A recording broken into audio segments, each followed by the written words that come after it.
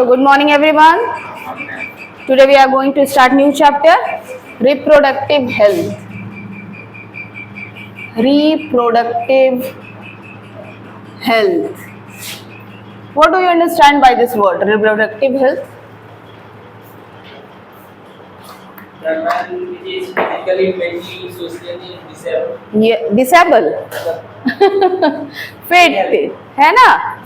देखिए, social, mental और physical health की अगर हम लोग बात करें तो नेचुरली अगर हम लोग socially, mentally and physically healthy हैं तो हम हेल्दी हैं। मीन्स हमें कोई टेंशन नहीं है, ठीक है, हमारे फिजिकल हम लोगों को कोई भी प्रॉब्लम नहीं है, ठीक है, बॉडी में कोई प्रॉब्लम नहीं है, कोई डिजीज़ नहीं है।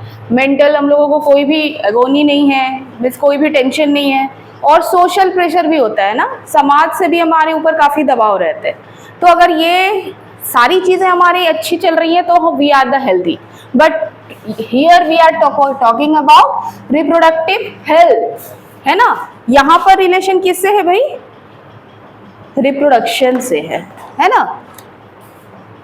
So a state of complete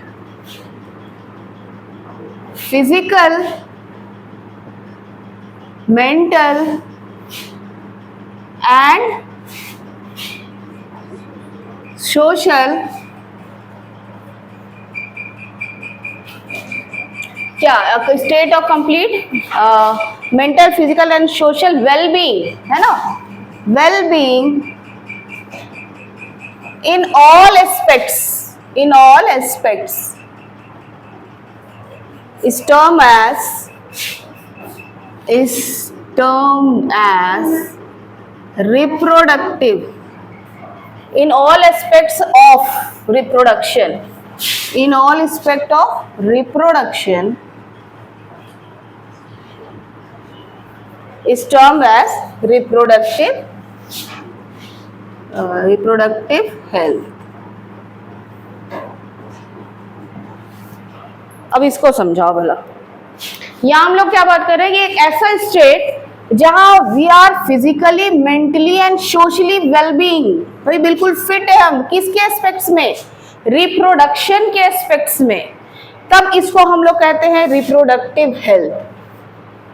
तो फिजिकली, अब यहाँ बात हो रही है रिप्रोडक्शन की, तो फिजिकली मतलब कि अगर मेल हो या फीमेल हो, ठीक है, उनका अच्छे से रिप्रोडक्शन के लिए रिप्रोडक्टिव गैमेट्स फॉर्म हो रहे हैं, रिप्रोडक्टिव ऑर्गन ठीक से काम कर रहा है, फिजिकली कोई प्रॉब्लम नहीं है, अच्छे से सब चीज़ का फॉर्मेशन हो रहा है।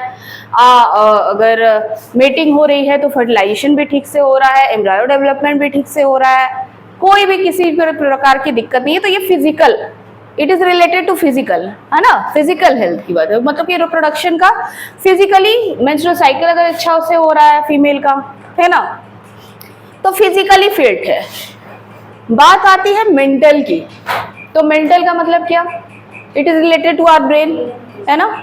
अब अगर आपको फिजिकली कोई प्रॉब्लम है, ठीक है, जैसे कि आज के जमाने में बहुत कॉमन है इनफर्टिलिटी, ठीक, आफ्टर मैरिज या बिफोर मैरिज मेंस्ट्रुअल साइकिल अगर नहीं हो पाता है फीमेल का ढंग से, जो साइक्लिक फॉर्म में अगर नहीं हो पाता है, तो उसकी वजह से, क्योंकि ये हार्मोन्स जो हैं, है ना, हार्मोन्स की वजह से, हार्मोन इम्बैलेंस की वजह से ऐसा होगा कि मेंस्ट्रुअल साइकिल ठीक से नहीं हो पाएगा। तो फीमेल के बॉडी में अगर मेंस्ट्रुअल साइकिल ठीक से नहीं हो रहा है तो उसको बहुत सारे प्रॉब्लम्स आने शुरू हो जाते हैं। तो वो क्या हो गया, तो जो प्रॉब्लम्स आने शुरू होंगे वो आपको, आप अगर बीमार रहेंगे तो आप मेंटली भी क्या होंगे, उसमें इन्वॉल्व रहेंगे ना, मेंटली भी इन्वॉल्व रहेंगे कि बीमार हैं, मुझे दवाई खानी है, मुझे ये प्रॉब्लम हो रहा है, मुझे वो प्रॉब्लम हो रहा है। सो मेंटली क्या होते हैं, एसोसिएट रहते हैं हम लोग। अगर फिजिकली क्या है, हम लोग डिस्टर्ब है। तो आजकल की कॉमन मेथड क्या, इनफर्टिलिटी, अगर बच्चा नहीं हो पा रहा है, किसी कपल को बच्चा नहीं हो पा रहा है, किसी भी वजह से नहीं हो पा रहा है, तो अपना मेंटल क्या हो जाता है, प्रेशर बनने लगता है। और जैसे जैसे समय बीतने लगता है उसमें सोशल का भी बहुत बड़ा रोल हो जाता है ना, समाज की ओर से भी दबाव, ठीक है, घर में पेरेंट्स की तरफ से भी दबाव। तो अगर हम लोग फिजिकली, मेंटली और सोशली फिट नहीं है रिप्रोडक्टिव हेल्थ के एस्पेक्ट में, तो हम लोग उसको क्या कहते हैं भाई, रिप्रोडक्टिव हेल्थ। तो हम लोग क्या है, अनहेल्दी, है ना। तो अगर हेल्दी, रिप्रोडक्टिव हेल्थ का मतलब क्या हो गया, कब हम लोग हेल्दी हैं, जब हमारा शरीर बिल्कुल सही तरीके से सारे गवर्नमेंट का फॉर्मेशन कर रहा है, सारी जो साइकिल्स चलते हैं रिप्रोडक्शन के थ्रू वो सब कुछ ढंग से चल रहे हैं। अगर कंसीवनेस हो रही है तो वो भी हो रही है, कंसीव भी हो रहे हैं, अच्छे से एम्ब्रायो डेवलपमेंट हो रहा है, सब कुछ ठीक से हो रहा है, तो फिजिकली फिट है। और अगर सब ठीक होगा तो मेंटल इश्यूज क्यों आएंगे, है ना। तो मेंटल इश्यूज भी नहीं आएंगे, और मेंटल इश्यूज नहीं आएंगे और हम लोग बिल्कुल फिट है तो सोशल का भी कोई दबाव नहीं रहेगा। ठीक है, तो अगर हम लोग तीनों एक्सपेक्ट में क्या है भाई, रिप्रोडक्टिव हेल्थ में अगर ठीक है तो हम लोग उसको कहते हैं कि हम लोग रिप्रोडक्टिव हेल्थ हमारा क्या है, अच्छा है। ठीक है, हमारा अच्छा है।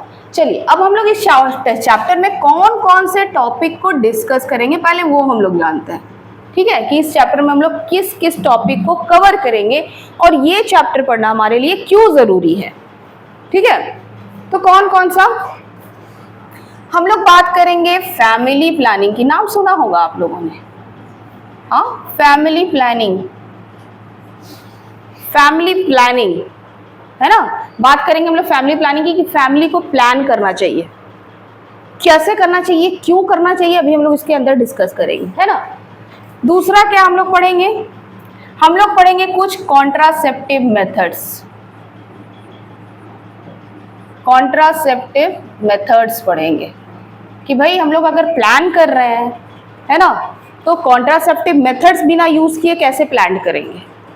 ठीक है, अगर आप चाह रहे हैं कि आपका एक बच्चा हो, दो बच्चा हो, तो उसके लिए क्या करना है भाई, कुछ कॉन्ट्रासेप्टिव या कुछ बैरियर मेथड्स यूज करने हैं हम लोगों को, है ना। तो क्या हो गया, कॉन्ट्रासेप्टिव मेथड्स के डिटेल हम लोग देखेंगे कि क्या क्या मेथड्स होते हैं और कैसे इसको हम लोग ठीक कर सकते हैं। तीसरा और हम लोग क्या देखेंगे, हम लोग देखेंगे कि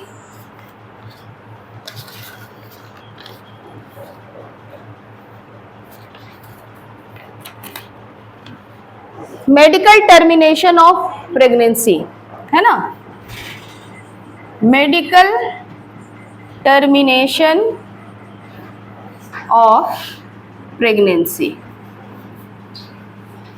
ये क्या होता है ना। MTP इसको हम लोग शॉर्ट में बोलते हैं। मेडिकल टर्मिनेशन ऑफ प्रेगनेंसी का मतलब क्या है, ठीक है, क्या होता है, अबॉर्शन करवाना, है ना, कि बीच में ही क्या करें, जो फिटस डेवलप कर रहा है उसको बीच में ही ब्रेक कर दे, अबॉर्ट करवा दे। ठीक है, उसी को कहते हैं मेडिकल टर्मिनेशन ऑफ प्रेगनेंसी। तो हम लोग इसके देखेंगे कि ये क्या सही है, क्या इसके एडवांटेज होते हैं, क्या इसके डिसएडवांटेज होते हैं, इसके बारे में हम लोग चर्चा करेंगे। हम लोग क्या देखेंगे, और हम लोग देखेंगे sexually transmitted disease, sexually transmitted disease के बारे में हम लोग पढ़ेंगे। कौन कौन सी डिजीज होती है जो सेक्सुअली ट्रांसमिट होती है और क्यों ज़रूरी है हम लोग को इसको पढ़ना। ठीक है, और हम लोग क्या देखेंगे, हम लोग देखेंगे कि इनफर्टिलिटी क्या होती है, इनफर्टिलिटी क्या होती है। इनफर्टिलिटी क्या, कॉमन, अगर बेबी नहीं हो पा रहा है, ठीक है, चाहे मेल में प्रॉब्लम हो चाहे फीमेल में प्रॉब्लम हो, तो क्या आएगा भाई, इनफर्टाइल हो जाएंगे, है ना। तो ये होता क्या है वो देखेंगे, और इसको ठीक करने के उपाय, अगर इनफर्टिलिटी है तो क्या क्या मेथड्स हम यूज कर सकते हैं जिसके थ्रू हम लोग क्या कर सकते हैं, फिर से फर्टाइल हो सकते हैं, या फिर किसी भी टेक्निक्स, कौन कौन सी टेक्निक्स हम लोग यूज करेंगे जिसके थ्रू बच्चा हो जाए, है ना। तो उसको हम लोग कहेंगे क्या, असिस्टेड रिप्रोडक्टिव टेक्नोलॉजी। कौन कौन सी टेक्नोलॉजी को यूज करेंगे हम लोग, क्या करते हैं आज के ज़माने में, क्या क्या यूज किया जाता है, कौन कौन से टेक्निक्स का फर्टिलिटी को दूर करने, इनफर्टिलिटी को दूर करने में। और अगर फिर भी ये सारी टेक्निक्स को यूज करने, बिकॉज ये this techniques are highly costly, है ना, बहुत एक्सपेंसिव होते हैं ये टेक्निक्स। तो अगर नहीं हो पाता, अगर इनफर्टाइल है कोई विमेन या मेल, है ना, और ये टेक्निक्स भी यूज नहीं कर पा रहे हैं, तो उनके पास लास्ट ऑप्शन क्या बचता है, अडॉप्शन का। तो थोड़ा सा जिक्र हम लोग इसका भी करेंगे इस चैप्टर में। ठीक है, क्या देखेंगे हम लोग? Family planning, contraceptive method, medical termination of pregnancy, sexually transmitted disease, infertility, assisted reproductive technology और अडॉप्शन। पर सवाल अब ये आता है कि हम लोग ये क्यों पढ़ रहे हैं भाई? Why we are studying reproductive health? क्यों जरूरी है इसको पढ़ना? क्यों हमारे लिए सेक्स एजुकेशन जरूरी है? क्योंकि समाज में क्या है, कुछ प्रॉब्लम्स हैं, है ना, जिसको दूर करने के लिए हम लोग को ये सब चीजें जाननी है। जैसे to solve such type of problem. कौन सा प्रॉब्लम है? क्या जरूरी है फैमिली प्लानिंग के बारे में पढ़ना? क्या जरूरी है कॉन्ट्रासेप्टिव मेथड्स के बारे में पढ़ना? अभी पॉपुलेशन में हमारा कंट्री कितने नंबर पे है? नंबर 1 पे है। सेकंड वो चला गया, चाइना को बीट कर चुका है इंडिया, है ना। तो पॉपुलेशन को कंट्रोल, ओवर पॉपुलेशन हो गया है पूरा हमारा कंट्री, सिर्फ कंट्री की बात करें तो, ठीक है। तो ओवर पॉपुलेशन होता जा रहा है भाई, है ना, संख्या बढ़ती जा रही है। तो क्या लैंड भी बढ़ रहा है? हाँ, लैंड तो नहीं बढ़ रहा है, ठीक है। खाना पीना भी चाहिए ना, जितने लोग होंगे उन सबको खाना पीना। इसके लिए इसको ऐसे समझो कि एक एक्वेरियम है, और मान लो इतना बड़ा एक्वेरियम है, ठीक है। आपने उसमें 2 मछली डाल दिया, ठीक है, वो आराम से रहेगी। जो भी आप खाना डालोगे, पीना डालोगे, वो आराम से लेगी। आपने 2 और डाल दिया, अब कंपटीशन शुरू होगा ना, कंपटीशन शुरू, और डाल दिया। अब इतना सा ही एक्वेरियम है और आप 15-20 मछली को डाल दो, क्या होगा? या तो ये बर्स्ट कर जाएगा, या वो डेथ होने लगेगा उनका, क्योंकि हो सकता है उनको प्रॉपर फूड ना मिल रहा हो, उनको प्रॉपर न्यूट्रिएंट्स ना मिल रहा हो, उनको स्पेस नहीं मिल रहा है चलने के लिए। तो आज के लिए देखो, हमारा जो अर्थ है ना, वो भी बैलेंस्ड वे में चलता है। सब कुछ बैलेंस होना चाहिए। जैसे आप लोगों ने पढ़ा होगा कि every species is essential to survive on this earth, है ना। सारे स्पीसीज का इस अर्थ पर रहना जरूरी है बिकॉज ऑफ इकोलॉजिकल बैलेंस। तो आप ओवर पॉपुलेट होंगे तो इम्बैलेंस बढ़ेगा ना अर्थ का। और जितने लोग हो रहे हैं, जितने लोग बढ़ते जा रहे हैं, उन सबको खाना चाहिए, उनको सबको रहने के लिए जगह चाहिए, जितने भी हमारे जीवन की रिक्वायरमेंट सबको चाहिए। तो एक बड़ा प्रॉब्लम है आजकल की दुनिया में, क्या? ओवर पॉपुलेशन, ठीक है। तो ओवर पॉपुलेशन के बारे में हम लोग को जानना है कि भैया इसको कंट्रोल कैसे करें। तो उसके लिए आपको ये सारे मेथड्स जानने होंगे, तभी आप क्या कर सकते हो, उसको सॉल्व कर सकते हो, तभी आप उसको सॉल्व कर सकते हो ना। इसलिए ये चैप्टर क्या इंपॉर्टेंट है। और क्या प्रॉब्लम है? हाँ, आजकल के जमाने में फीमेल फर्टिसाइड क्या होता है? क्या होता है? पेट में ही फीमेल गर्ल को क्या कर दिया जाता है? अगर पता चल जाता है कि फीमेल गर्ल है तो उसको अबॉर्ट करवा दिया जाता है ना। Very common. अब तो लोग एजुकेट हो रहे हैं। तो हम लोगों ने क्या पढ़ा था? रिप्रोडक्शन चैप्टर में क्या पढ़ा था? और किसको ब्लेम किया जाता है? फीमेल को ब्लेम किया जाता है कि आपको बार बार लड़की हो रही है। तो इतना भाई प्लान करो ना, बेबी को प्लान करो ना। 1 लड़की हो गई, 2 लड़की होगी, ठीक है, आप स्टॉप कर लो, ठीक है। तो education is essential, because female is not responsible for the female foeticides. Female जरूरी नहीं है, फीमेल रिस्पॉन्सिबल नहीं है कि फीमेल हो रही है। कौन रिस्पॉन्सिबल है? एक्चुअली में मेल का स्पर्म रिस्पॉन्सिबल है। वो एक्स आके फर्टिलाइज करता है या वाई आके फर्टिलाइज करता है, ठीक है। तो सबसे पहले तो ये जो कॉन्स्टिपेशन वाली भावना जो चल रही है ना, ये जो अंधविश्वास है, पहले तो वो एजुकेशन से ही दूर होगा, ठीक है। उसके लिए आपको मालूम होना चाहिए कि आपके बॉडी का सिस्टम क्या है। उसके लिए पता होना चाहिए ना कि बॉडी का सिस्टम कैसे काम कर रहा है। और ये वाली चीज़ें भले ही आज हम लोग इतने एजुकेट हो रहे हैं, लेकिन फिर भी ये चल रहा है ना। फिर भी ये क्या हो रहा है? चल रहा है। इलीगली जो सेक्स है उसको डिटरमाइन कर लिया जाता है और तुरंत उसको अबॉर्ट करवाया जाता है। तो ये प्रॉब्लम के सॉल्यूशन के लिए भी ज़रूरी है कि हम क्या करें भाई, प्लान कर लो, है ना। और कोई डिफरेंस नहीं है लड़का हो या लड़की हो, इसका भी एजुकेशन हम लोगों को होना चाहिए, है ना। चलिए, और क्या प्रॉब्लम है? आप लोग क्या सोचते हैं? और हाँ, आजकल की दुनिया में सेक्सुअली ट्रांसमिटेड डिजीज बहुत है। बहुत ज्यादा मात्रा में क्या है भाई, अब बहुत ज्यादा लोग अफेक्टेड है सेक्सुअली ट्रांसमिटेड डिजीज से। एक आध दो का नाम बता सकते हैं? एड्स है ना, सिफिलिस है, गोनोरिया है, रैट है ना, वाट भी बोलते हैं उसको। तो ये सेक्सुअली ट्रांसमिटेड डिजीज जो है ना बहुत कॉमन हो चुका है। इसके बारे में आप नहीं जानेंगे तो उससे कैसे बचेंगे? ठीक है, कैसे ये डिजीज से बचने के लिए हम लोगों को क्या क्या उपाय करने चाहिए? अपने पार्टनर में आप क्या टेस्ट करवा सकते हो पहले से ही भाई? मल्टीपल पार्टनर रहने से ये डिजीज ज्यादा होते हैं।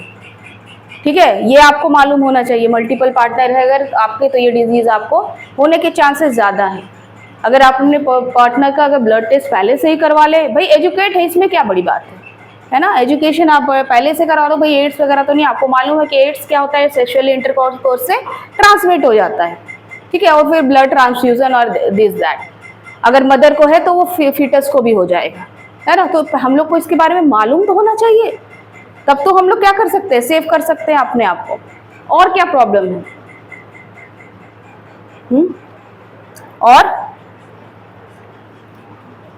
और सोचो, और क्या प्रॉब्लम है इस समाज में?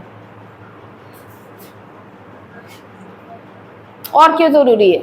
जब फीमेल एक प्रेग्नेंट होती है ना, तो प्रॉपर अगर चाइल्ड का और मदर का, जब वो प्रेग्नेंट है तब उसका अगर प्रॉपर केयर नहीं किया गया, ठीक है, और उसके अंदर जो बेबी है उसका भी ठीक से अगर इलाज प्रॉपर 9 मंथ नहीं चलता रहा, तो बहुत सारे केसेस देखने को मिलते हैं कि चाइल्ड का कभी डेथ हो जाता है, कभी मदर का डेथ हो जाता है। तो हम लोगों को क्या करना चाहिए? उसको मालूम होना चाहिए भाई कि मदर का क्या दिक्कत है ना। टेस्टिंग करवाते रहनी हम लोगों को चाहिए जब while the pregnancy of the female. ठीक है, तो आफ्टर बर्थ क्या लिखते हैं? Lack of care cause various diseases in mother and child. ठीक है, high mother, high maternity mortality rate. ये क्या हो गया? हाई मैटरनिटी या मैटरनल मोर्टेलिटी रेट बोल सकते हैं हम लोग। जो मदर है उनका हाई रेट है डेथ का। ठीक है, कि जब पार्चुरेशन हो रहा है फीमेल डेथ कर गई, तो पता ही नहीं है कि उसको क्या न्यूट्रिएंट्स लेना चाहिए। ठीक है, क्या उसको हेल्थ इश्यूज पहले से थे, है ना। हेल्थ इश्यूज, हेल्थ ही पढ़ रहे हैं ना हम लोग, क्या कुछ उसको हेल्थ इश्यूज पहले से थे, कैसे हम लोग उसको सॉल्व करना चाहिए, कैसे प्रॉपर 9th मंथ तक उसका केयर करना चाहिए। और आफ्टर पार्चुरेशन भी जरूरी है कि इसका मदर का भी केयर और चाइल्ड का भी केयर, है ना। तो इनके बढ़ते हुए रेट, मोर्टेलिटी रेट के कारण क्या है, जरूरी है एजुकेशन। और किस लिए जरूरी है? अब भाई अगर इनफर्टिलिटी हो गई है, इनफर्टिलिटी रेट आज के जमाने में हाई है ना। बहुत सारी ऐसे फीमेल हैं या मेल है जिसको सेक्सुअल प्रॉब्लम आ रहा है, उनके गैमेट में कि बहुत सारी प्रॉब्लम्स होते हैं। अगर वो फीमेल है, हो सकता है उसका मेंस्ट्रुअल साइकिल ढंग से ना चलता हो। ठीक है, हो सकता है उनका मेंस्ट्रुअल साइकिल ढंग से ना चलता हो, उनका ओवम का फॉर्मेशन ढंग से नहीं हो रहा है, ओवम बन रहा है तो मैच्योर्ड नहीं हो रहा है। ठीक है, अगर कुछ हार्मोनल इम्बैलेंस की वजह से होगा। अगर मैच्योर्ड हो रहा है तो हो सकता है स्पर्म फर्टाइल नहीं है, स्पर्म की मोटिलिटी कम है। ठीक है, मतलब कि वो पहुंच नहीं पा रहा है फैलोपियन ट्यूब तक। ठीक है, एंडोमेट्रियम वॉल नहीं फॉर्म हो पा रहा है, ये भी प्रॉब्लम हो सकते हैं। फैलोपियन ट्यूब ब्लॉक है, ऐसा भी हो सकता है। बहुत सारे रीजंस होते हैं, है ना। तो उन सारे रीजन को पता होना चाहिए हम लोग को कि भाई क्या रीजन है, क्या हमारे अंदर प्रॉब्लम है और उसको कैसे रिजॉल्व कर सकते हैं। जैसे हम लोग क्या पढ़ने वाले हैं, असिस्टेड रिप्रोडक्टिव टेक्नोलॉजी, किस टेक्निक्स को यूज करके हम लोग क्या कर सकते हैं, ये सारे प्रॉब्लम्स को हम लोग सॉल्व कर सकते हैं। प्लस आज के जमाने में सेक्स क्राइम भी बहुत बढ़ता जा रहा है। ठीक है, सेक्स से रिलेटेड क्राइम भी, रेप हो गया, ठीक है, ये क्राइम्स भी क्या होते हैं, बढ़ते जा रहे हैं। तो इन सब के कारण अगर आप एजुकेट है ना तो आप इसकी ओर कभी नहीं बढ़ेंगे, ठीक है, आप क्राइम की ओर कभी नहीं बढ़ेंगे अगर आप एजुकेट हैं तो इसलिए जरूरी है कि क्या हम लोगों को पढ़ना रिप्रोडक्टिव हेल्थ, ठीक है। तो शुरू करते हैं हम लोग फैमिली प्लानिंग से।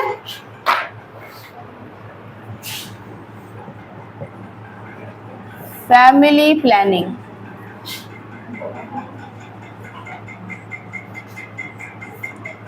फैमिली प्लानिंग क्या होगा?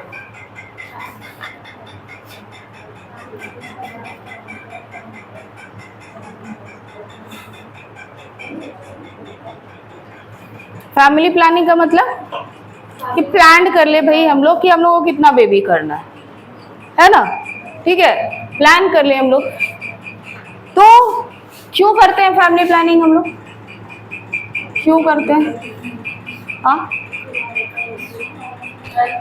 चलो, सबसे पहले तो टू कंट्रोल पॉपुलेशन, है कि नहीं? पहले तो हम लोग भाई पॉपुलेशन को कंट्रोल करेंगे। पहले के ज़माने में होता था कि एक जन को 10-10 बच्चे हो रहे है ना, अगर आज के ज़माने में भी यही चलता रहा तो क्या हो जाएगा, एक्सप्लोजन हो जाएगा, है ना, पॉपुलेशन एक्सप्लोजन हो ही रहा है, ठीक है। फिर भी अब ये रेट काफ़ी रुका है क्योंकि एक इंडिया ही ऐसा कंट्री है जहाँ सबसे पहले फैमिली प्लानिंग को स्टार्ट किया गया था, है ना, हम दो हमारे दो, और अब तो ऐसा केस आ गया है कि हम दो हमारे एक ही होना ज़्यादा सही है, ठीक है। तो हम लोग क्या करें भाई, कंट्रोल करना है पॉपुलेशन को। क्या प्लानिंग करनी है, क्या प्लानिंग करेंगे, ठीक है, प्लानिंग ये करेंगे कि नंबर ऑफ चिल्ड्रंस कितने, ठीक है, नंबर ऑफ चाइल्ड किसके बेस पे हम लोग करते हैं, number of child, plan the number of child. सबसे पहले तो टू कंट्रोल पॉपुलेशन, ठीक है, टू कंट्रोल पॉपुलेशन। पर अगर हम लोग सिर्फ फैमिली की बात करें तो आजकल के ज़माने में आपको मालूम है कि एजुकेशन इज़ वेरी इंपॉर्टेंट, है ना। आपके पास भाई आप फाइनेंशियल स्ट्रांग है ही नहीं, और अपने 10 बच्चे कर डालें तो सबको क्या देंगे आप खाने के लिए, क्या आप प्रॉपर उसको एजुकेशन दे सकते हो? नहीं। तो हम लोग को अपने फाइनेंशियल स्टेटस को देखते हुए क्या करना चाहिए, नंबर ऑफ बेबीज प्लान करना चाहिए। 2 कर सकते हैं तो चलिए ठीक है, नहीं तो आप 1 ही रखिए, है ना। Select the number of child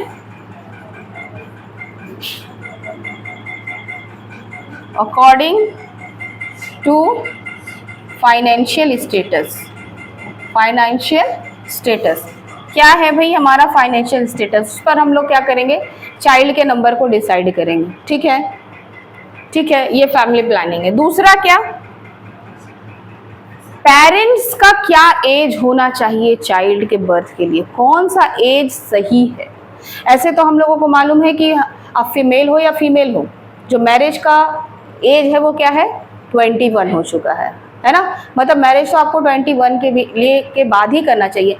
पर कब फीमेल का बॉडी, स्पेशली क्योंकि फीमेल को ही लॉन्ग टर्म तक क्या करना है, इसमें इन्वॉल्व होना है, तो कब, या मेल भी की भी बात करें हम लोग, तो कौन सा ऐसा समय है जब कि फीमेल का बॉडी बिल्कुल मैच्योर्ड होता है, बिल्कुल हेल्दी होता है एक बेबी को जन्म देने के लिए, है ना। तो वो कौन सा एज होता है, अराउंड 25 to 35, ठीक है, 25 to 35 का जो एज होता है वो बेस्ट एज है किसी भी बच्चे को जन्म देने के लिए।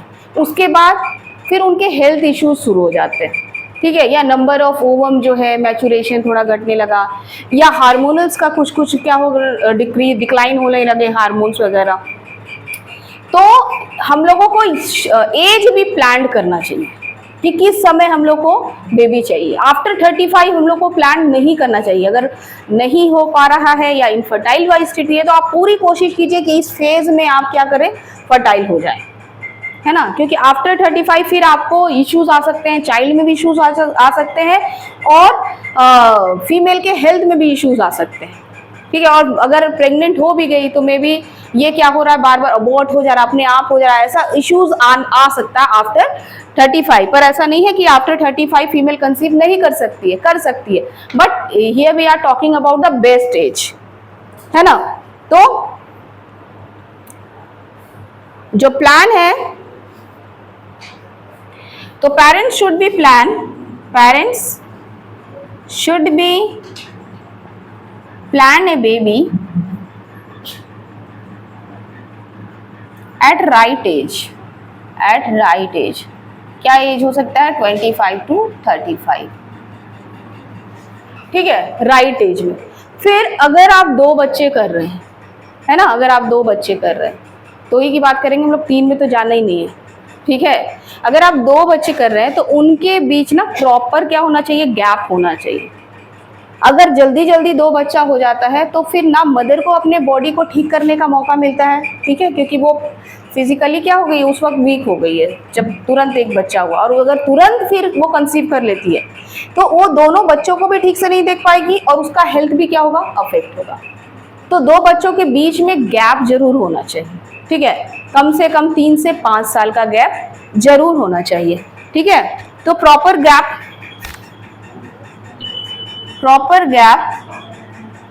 बिटवीन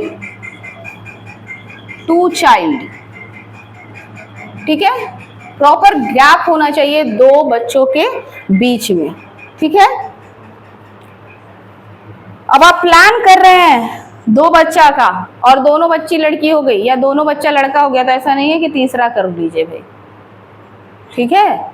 तो इसके लिए भी आपको क्या करना चाहिए भाई, मेंटली प्रिपेयर होना चाहिए पहले से ही, कि लड़का हो या लड़की हो कोई डिफरेंस नहीं है, नो डिफरेंस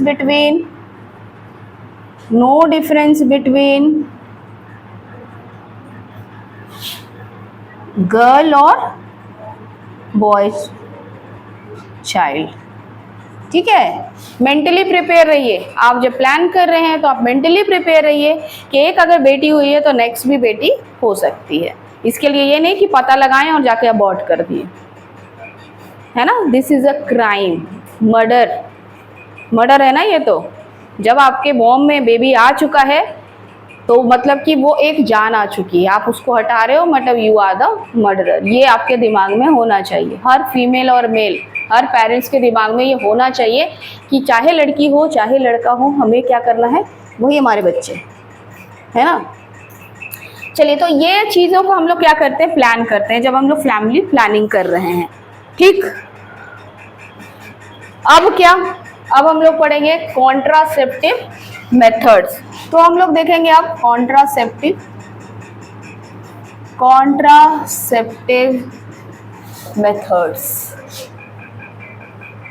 इसको हम लोग बर्थ कंट्रोल मेथड्स भी बोलते हैं, बर्थ कंट्रोल मेथड्स भी कहते हैं, ठीक है। कितने तरह का होता है पहले वो जानते हैं।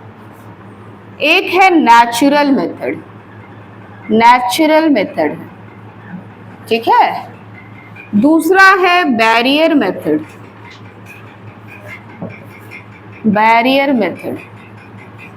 तीसरा है इंट्रायूटेरिन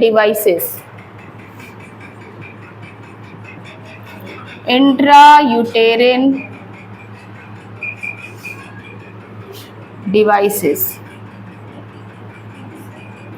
IUD लिख सकते हैं,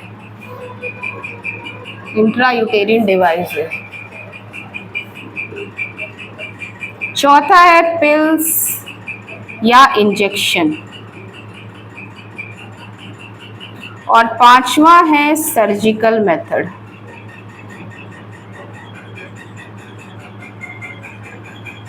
ठीक है, तो 5 मेथड है जिसके द्वारा क्या कर सकते हैं आप, बर्थ को कंट्रोल कर सकते हैं। ठीक है, 5 मेथड।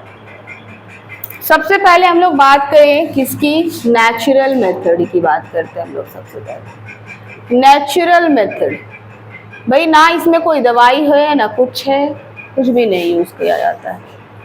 कितने तरीके से हो सकता है, ठीक है। पहला है कोइटस इंटरप्टस। क्या होता है कोइटस इंटरप्टस? हाँ, कोइटस इंटरप्टस, कोइटस किसको बोल रहे हैं हम लोग? इंटरकोर्स को कह रहे हैं। अगर जब इंटरकोर्स चल रहा है ना, और मेल क्या करे, स्पर्म का जब इजैकुलेशन का टाइम आए, है ना, तो मेल फीमेल के वजाइना में इजैकुलेट ना करके क्या कर दे, विड्रॉल कर ले, तुरंत उस वक्त बाहर करे। ठीक है, फीमेल के वजाइना में ना करके कहाँ करे, बाहर अगर इजैकुलेशन करे, तो फीमेल के वजाइना में अगर गया ही नहीं स्पर्म तो होगा क्या? तब जब गया ही नहीं स्पर्म तो होगा फर्टिलाइजेशन? नहीं होगा। ठीक है, तो इसको क्या कहते हैं हम लोग? Coitus interruptus. ठीक है, और क्या मेथड है? और आप लोगों ने पढ़ा कि ओवुलेशन का एक टाइम होता है, पढ़ा ना आप लोगों ने कि ओवुलेशन का अराउंड द 14 डेज ऑफ क्या, मेंस्ट्रुअल साइकिल। तो 14 डेज से 2-4 दिन पहले ले लीजिए, 14 डेज से 2-4 दिन बाद ले लीजिए, भाई उस बीच में क्या करना है हम लोगों को? इंटरकोर्स करना ही नहीं है, क्योंकि उसके बाद तो डिग्रेडेशन स्टार्ट हो जाता है, और उससे पहले तो एग ही मैच्योर नहीं हुआ रहता है। तो उस पीरियड में अगर आप अवॉइड करते हैं इंटरकोर्स करना, तो फिर क्या हो सकता है? नेचुरली बर्थ कंट्रोल हो जाएगा। ठीक है, तो उसको हम लोग क्या बोलते हैं? उसको हम लोग कहते हैं क्या? Periodic abstinence. Periodic abstinence. ठीक है, कि पीरियड का मतलब हम लोग ख्याल रखें कि क्या किस डेज से पीरियड चल रहा है, और अराउंड 14 डेज मतलब आप क्या करो कि 12 से लेकर 18 दिन के बीच का जो समय होता है, 18-19 दिन के बीच का समय, उस वक्त हम लोग अवॉइड करें इंटरकोर्स करना। तो क्या होगा भाई? ओवम है ही नहीं, फेलोपियन ट्यूब में ओवम है ही नहीं, तो फर्टिलाइजेशन नहीं हो पाएगा। ये भी नेचुरल है। ठीक है, और तीसरा मेथड क्या होता है? लैक्टेशन। लैक्टेशन, एमेनोहोरिया, यही है ना? ठीक है, इसको ये क्या होता है? सही लिखा है ना मैंने? ठीक है, एमेनोर, ठीक है। ये क्या होता है? हाँ, क्या होता होगा? नाम से क्या लग रहा है?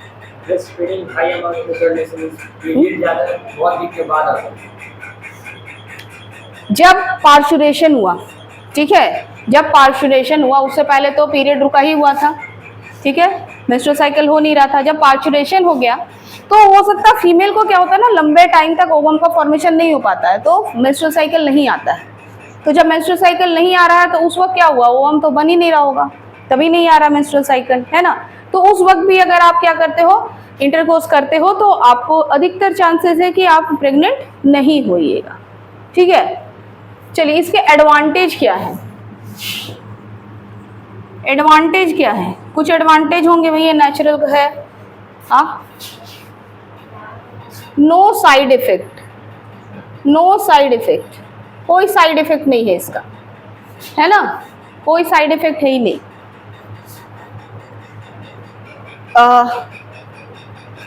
नो पिल्स और इंजेक्शन इज रिक्वायर्ड।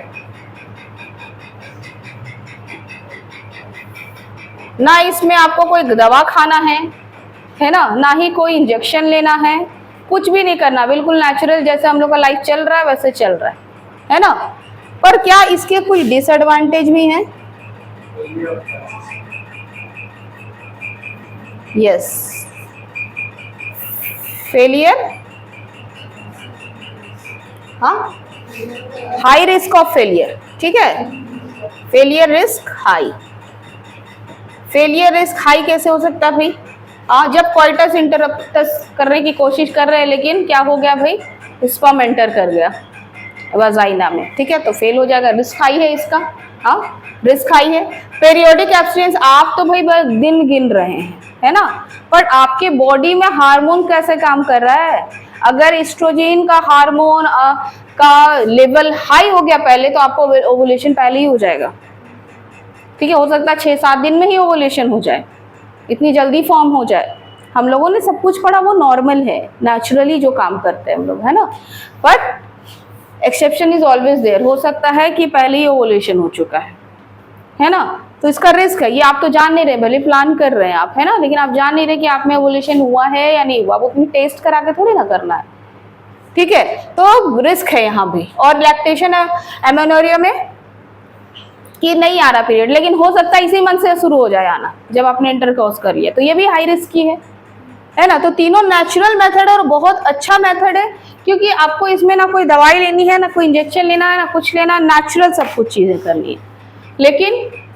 लेकिन क्या रिस्क है ना, रिस्क है। चलिए सेकंड है बैरियर मेथड, ठीक है। बैरियर मतलब भाई दीवार खड़ा कर देना है क्या मेल और फीमेल के बीच में, हाँ, मेल और फीमेल के बीच में दीवार खड़ी कर दें। बैरियर का मतलब वही हुआ ना, बीच में क्या लगा दिए, बैरियर लगा दिए, है ना। तो मेल और फीमेल के बीच में नहीं दीवार खड़ी करनी है, लेकिन मेल और फीमेल के गैमेट्स के बीच में दीवार खड़ी कर देनी है ना।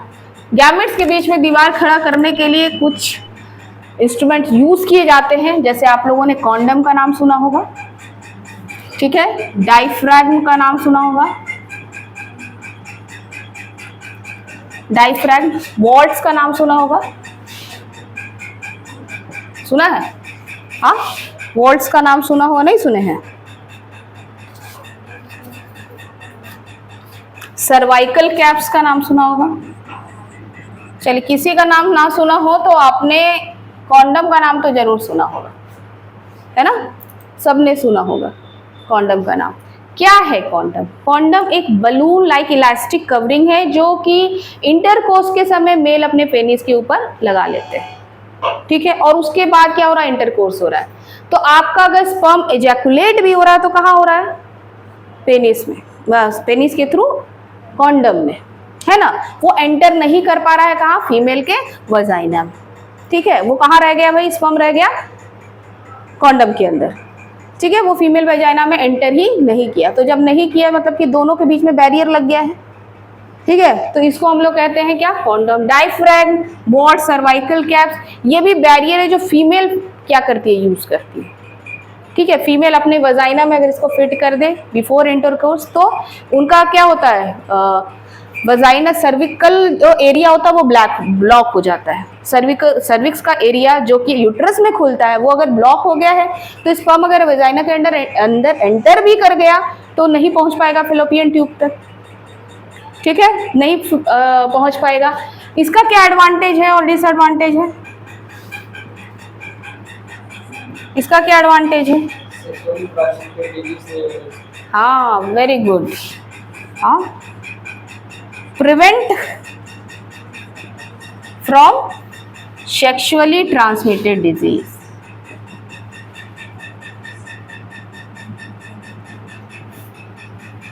ये प्रिवेंट करता है ना, जो डिजीज ट्रांसफर होने वाली हुई भाई बैरियर के थ्रू तो रुक गया है, तो अंदर गया ही नहीं, तो सेक्सुअली ट्रांसमिटेड डिजीज भी नहीं होगी। और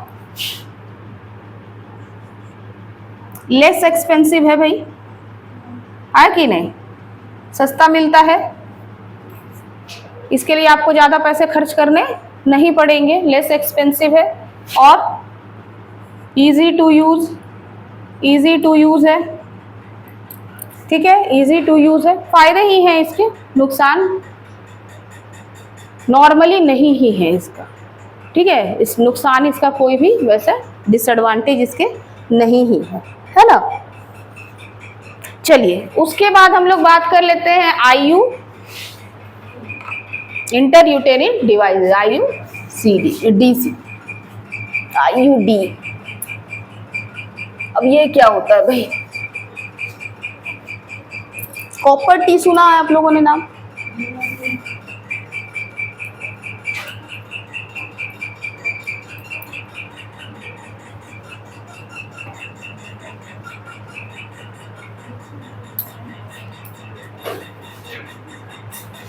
थर्ड,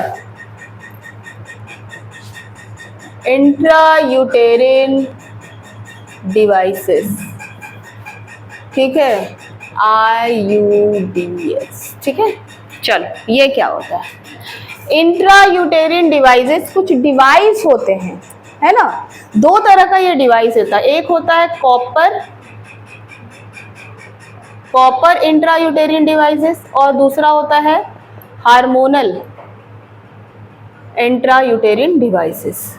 ठीक है, एक्चुअली क्या है कि फीमेल के वजाइना में, है ना, इसको इम्प्लांट कर दिया जाता है। इम्प्लांट का मतलब है कि फिर जैसे मान लो कि ये फीमेल का रिप्रोडक्टिव ऑर्गन है ना, ये फीमेल का रिप्रोडक्टिव ऑर्गन है नॉर्मल जो है, तो ये कॉपर एक्चुअली एक आता है जो टी शेप का होता है। ठीक है, तो ये टी शेप का कुछ ऐसा डिवाइस होता है जिसको क्या करते हैं भाई हम लोग फीमेल के वजाइना में फिट कर देते हैं। तो इससे ये क्या करता है, फेलोपियन ट्यूब को भी ब्लॉक कर देता है इस तरह से। ठीक है, ये छोटा सा रहता है और उसको आप क्या कर दो, इसको आप चाहे जितने दिन के लिए क्या कर सकते हैं, इंसेमिनेट कर सकते हैं फीमेल के यूट्रस में, है ना, 3 साल के लिए, 5 साल के लिए, जब तक आपको बेबी नहीं चाहिए।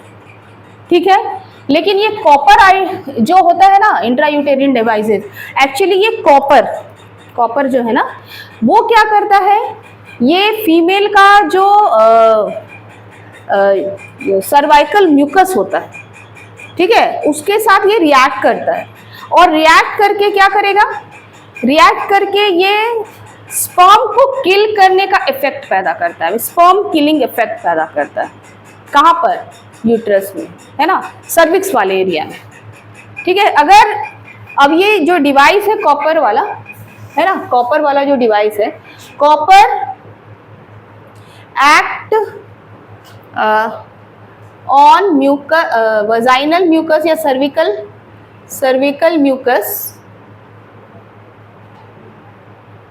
And produce sperm killing effect, कि ऐसा इफेक्ट वो कर रहा है ना कि क्या हो जा रहा है, स्पर्म वहीं पर किल हो जा रहा है। ठीक है, और क्या करेगा भाई, ये जो म्यूकस वाला लेयर है उसको थिक करेगा।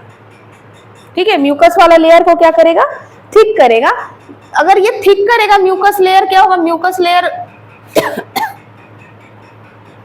म्यूकस लेयर थिक हो जाएगा तो क्या होगा भाई, स्पर्म मोटाइल है ना, हाँ, उसको तो तैरते हुए जाना है। अब लेयर थिक हो गया तो वहीं फंस जाएगा। ठीक है, वहीं पर क्या होगा, स्पर्म फंस जाएगा, है ना। तो मतलब कि क्या करता है भाई, काउस इमोर्टिलिटी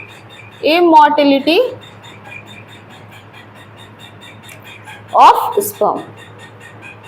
ठीक है, जो उसका मोटाइल फीचर है स्पर्म का कि वो भाई मोटाइल करेगा, वो क्या तैरता हुआ पहुंचेगा फेलोपियन ट्यूब में, वो वहीं पर क्या होगा, फंस जाएगा। ठीक है, उसकी मोबिलिटी को वो क्या करेगा, रोक देगा। ये हार्मोनल IUCD जो होता है ना, ये भी क्या काम करता है, ये कुछ हार्मोन्स निकालता है।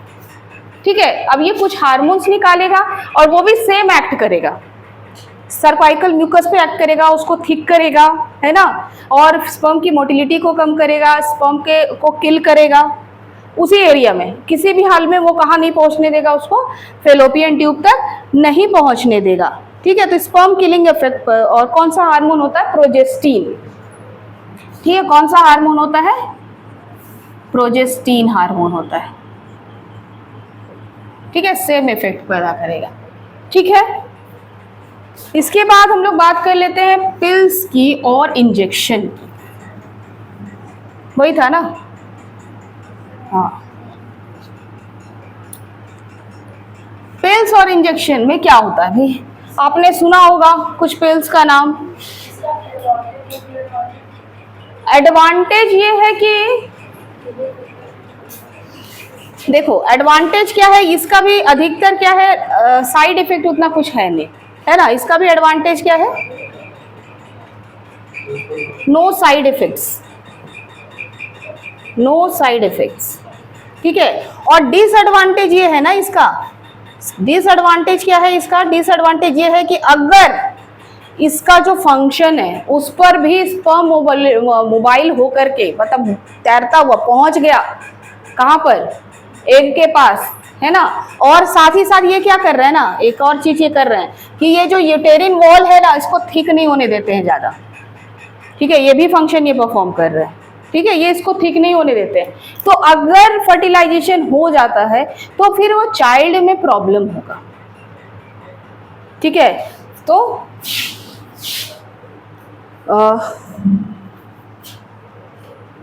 child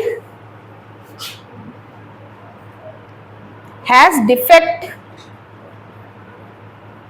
if fertilization occurs, ठीक है। अगर फर्टिलाइजेशन हो रहा है तो जो चाइल्ड होगा वो अफेक्टेड होगा उससे, क्योंकि भाई यूटेरिन वॉल भी डेवलप हो पाया तो उसका अच्छे से ना इम्प्लांटेशन होगा, ना वो ढंग से काम करेगा, है ना। और क्योंकि एक डिवाइस भी लगा हुआ है यहाँ पर, वो भी क्या कर सकता है, फीटस को नुकसान पहुंचा सकता है, ठीक है। तो ये इसका डिसएडवांटेज होगा। फिर चौथा हम लोग देखने वाले हैं पिल्स या फिर इंजेक्शन, है ना। तो कुछ दवाइयों के थ्रू भी क्या कर सकते हैं हम लोग, बर्थ को कंट्रोल कर सकते हैं, ठीक है। तो ये जो दवाइयां आती है कॉन्ट्रासेप्टिव पिल्स कहा जाता है जिसको, ये आप क्या करो कि ये मेंस्ट्रुअल साइकिल से लेके 21 डेज तक लगातार खाया जाता है, ठीक है। और उसके बाद फिर छोड़ देना है जब तक मेंस्ट्रुअल साइकिल नहीं आ पाता, ताकि मेंस्ट्रुअल साइकिल क्या रहे, फिर नॉर्मल वे में चलता रहे। तो ये पिल्स क्या काम करता है, ये पिल्स क्या काम करता है, ये ओवम को ओवुलेट नहीं होने देगा। अगर ओवम मैच्योर्ड हो रहा है तो ओवुलेशन को ब्रेक करेगा, यूटेरिन वॉल को नहीं फॉर्म करने देगा, ठीक है, ये यूटेरिन वॉल को फॉर्म नहीं करने देगा, ठीक है। तो जब आपका एग ओवुलेट ही नहीं हो पा रहा है तो फिर फर्टिलाइजेशन कैसे होगा, नहीं होगा ना, नहीं होगा ना, क्या हो गया, ठीक है, नहीं होगा ना। फिर अगर ओवुलेशन ही नहीं हुआ, यहीं पर रप्चर हो रहा है आपका, तो वो क्या होगा भाई, ओवुलेशन ही नहीं हो रहा है तो फिर फर्टिलाइजेशन कहाँ से होगा। तो ये पिल भी क्या होता है, अधिकतर यूज किए जाते हैं। कुछ पिल्स का नाम भी आप लोग ऐड वगैरह में देखते होंगे ना, सहेली वगैरह कुछ दिखाता है, पहले देखती थी, अब तो मैं टीवी नहीं देखती तो लेकिन ऐड आता है ना, ऐड आता है। तो जो सहेली एक पिल्स है वो तो शायद वीक में एक बार लेना होता है, ठीक है, वीक में। वो तो एक्चुअली में ये क्या करते हैं, हार्मोन्स को कंट्रोल करते हैं, हार्मोन्स के थ्रू ही मैच्योरेशन हो रहा है ना एग का, तो उसी को नहीं होने देंगे, ठीक। और इंजेक्शन में भी क्या कर रहे हैं, हाँ, इंजेक्शन में भी कुछ मात्रा में एस्ट्रोजीन और प्रोजेस्टेरॉन लिया जाता है। एस्ट्रोजीन का यूज़ किया जाता है, प्रोजेस्टेरॉन का यूज़ किया जाता है, प्रोजेस्टेरॉन का यूज़ किया जाता है और इंजेक्ट किया जाता है ताकि ओवुलेशन को रोका जा सके, ठीक है। या फिर ओवम अगर मैच्योर्ड हो गया तो वो रप्चर हो जाए, ठीक है, अगर ओवम मैच्योर्ड हो गया तो उसका रप्चर हो सके। तो ये क्या होते हैं, ये कॉन्ट्रासेप्टिव पिल्स। इसके एडवांटेज क्या है, इसके एडवांटेज क्या है, क्या होंगे इसका एडवांटेज, हाँ, इसका एडवांटेज क्या रहेगा,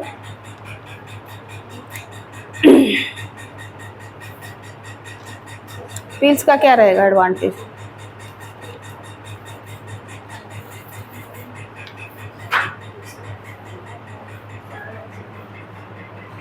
बोलो। फिर इसके इंजेक्शन में ना हाई स्टेरॉइडियल हार्मोन होते हैं, हाई स्टेरॉइडियल हार्मोन जो आपके पूरे सिस्टम को क्या करेंगे, डीएल हार्मोन ब्रेक करेंगे, ठीक है, ओवम को मैच्योर्ड होने से रोकेंगे। स्टेरॉइड्स वगैरह दिया जाता है इंजेक्शन के थ्रू, ठीक है। क्या एडवांटेज बोला, क्या एडवांटेज बोले,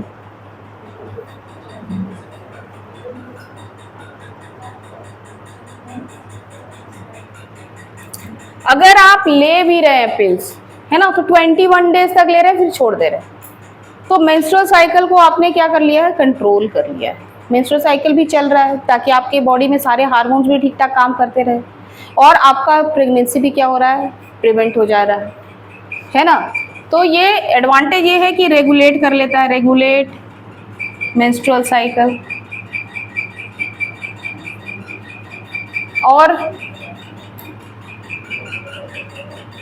और क्या इसका एडवांटेज है, मेंस्ट्रुअल साइकिल तो चलो रेगुलेट वे में चलता रहेगा। और क्या इसका फ़ायदा हो सकता है भाई, हाँ, और क्या फ़ायदा हो सकता है, हाईली इफेक्टिव है, हाईली इफेक्टिव। इफेक्टिव मतलब बिल्कुल काम करेगा। दवा आप अगर रेगुलर ले रहे हैं, आपका दवा बीच में नहीं छूटा है, तो ये काम करेगा, है ना, काम करेगा। फिर और क्या एडवांटेज हो सकते हैं? इजी टू यूज़ है, इजी टू यूज़। जैसे इंट्रायूटेरियन डिवाइसेस की तरह आपको अपने सिस्टम से छेड़छाड़ नहीं करनी है, कुछ इसमें डालना नहीं है ना, कुछ बैरियर वगैरह भी नहीं डालना है। तो इजीली है कि आप ओरल के थ्रू क्या कर ले रहे हैं, खा ले रहे हैं, ठीक है। और इससे क्या होता है, reduce the risk of ovarian cyst. Ovary में सिस्ट बनते हैं, ठीक है, ओवरी में क्या बनते हैं, सिस्ट बनते हैं। तो अगर आप दवा ले रहे हैं ना, ये कॉन्ट्रासेप्टिव पिल्स ले रहे हैं, तो रिस्क क्या होता है, डाउन हो जाता है, सिस्ट फॉर्म नहीं होते हैं। ऐसे नेचुरल भी अगर आप लोग देखेंगे ना, तो नेचुरली भी बहुतों के ओवरी में सिस्ट फॉर्म होते हैं। सिस्ट एक कंजप्शन ऑफ टिश्यूज हो जाता है, ठीक है, जो बाद में क्या कर सकता है, वो आपके जितने भी साइकिल्स उसको डिस्टर्ब कर सकता है, आपको कंसीव करने में भी वो प्रॉब्लम कर सकता है। और कई तरह का सिस्ट होता है। एक ऐसा सिस्ट होता है कि अगर आप उसको नहीं हटवा रहे हैं तो वो कैंसर का भी रूप ले सकता है, ठीक है। सिस्ट जो होते हैं एक्चुअली कंजप्शन ऑफ सेल्स होते हैं, ठीक है, जिसका डिवीज़न अलग तरीके से चल रहा है, ठीक है। तो उसका भी रिस्क क्या हो जाता है, घट जाता है। डिसएडवांटेज क्या होंगे इसके? हाँ वही तो बोल रही हूँ, डिसएडवांटेज बताइए।